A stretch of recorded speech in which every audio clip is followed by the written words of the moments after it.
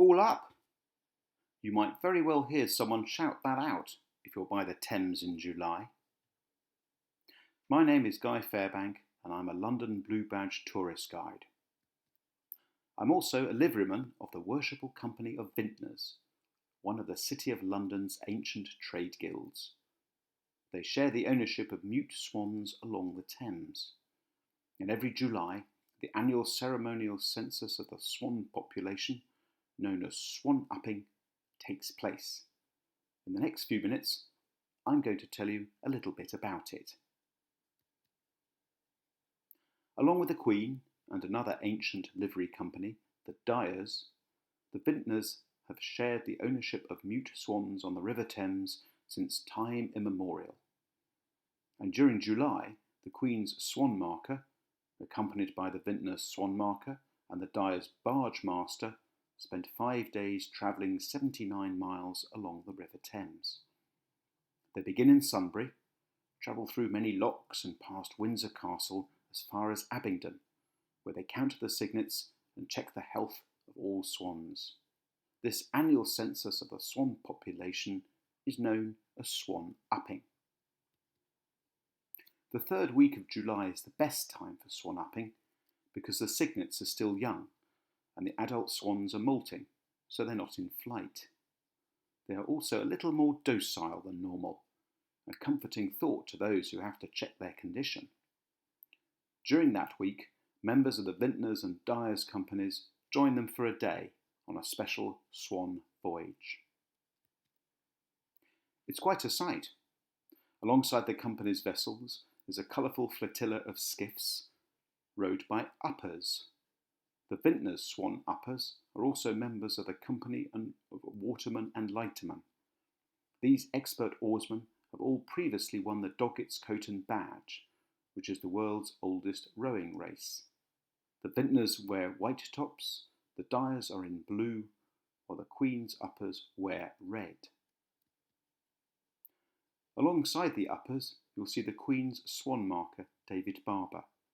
He's in red and travels in a randan, which is a slightly longer skiff rowed by 2 oarsmen and a sculler. We don't know exactly when or how the 2 livery companies became connected with swans. We do know that the Crown has claimed ownership since the 12th century. At that time, swan was a highly valued meat, served at only the grandest of banquets. Their quills were also prized as writing instruments. They lasted much longer than a cheaper goose's one. It is said that Queen Elizabeth I preferred to write with a swan's quill. The feathers were usually trimmed to make the quills easier to use, a detail ignored by many a producer of historical dramas. The earliest record we have of the Vintners Company being involved in swan upping dates from 1509.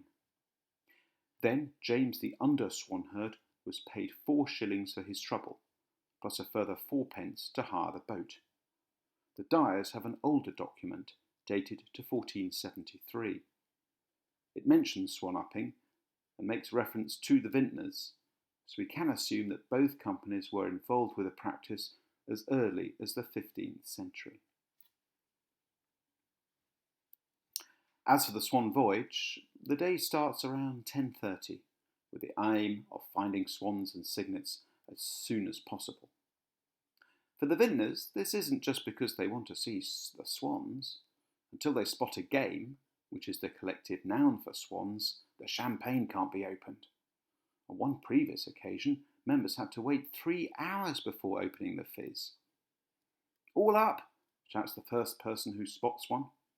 The skiffs then approach the swans carefully and form a triangle so they can't swim off. A long hook helps them catch the female pen and male cob, but the cygnets are less of a handful. The swans then receive a health check while the cygnets are marked. Up until 1996, the bills, you don't call them beaks, were marked with either 1 nick for the Dyers or 2 for the Vintners. The sovereign's birds were left unmarked. These days, all swans are marked with a stainless steel ring on their right leg, which contains a British Trust for Ornithology identification number. In addition, the Vintners and Dyers birds have a similar ring on their left leg with the company's coats of arms. The Dyers Company mark their signets on shore, where they also enjoy a good lunch. The Vintners do both on board. Signets are carefully weighed and marked under the watchful eye of Christopher Perrins, who is the Queen's Swan Warden and Professor of Ornithology at Oxford University.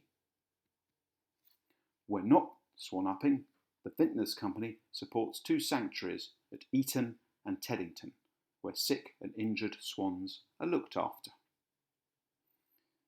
In November, the company holds a swan feast. Here the Swan Warden, a member of the company's governing body who arranges swan upping, traditionally presents swan to the guests. You will be relieved to know swan is no longer eaten. Instead, a secret recipe known as Signet Surprise is served, with the surprise being it's not Signet. So next time you're crossing the Thames at Eton, or you spot a swan by Hampton Court, remember this ancient and colourful ceremony. It's one of the many peculiar ceremonies the City of London still participates in. Thank you for watching, and do follow me on Facebook, Instagram and Twitter.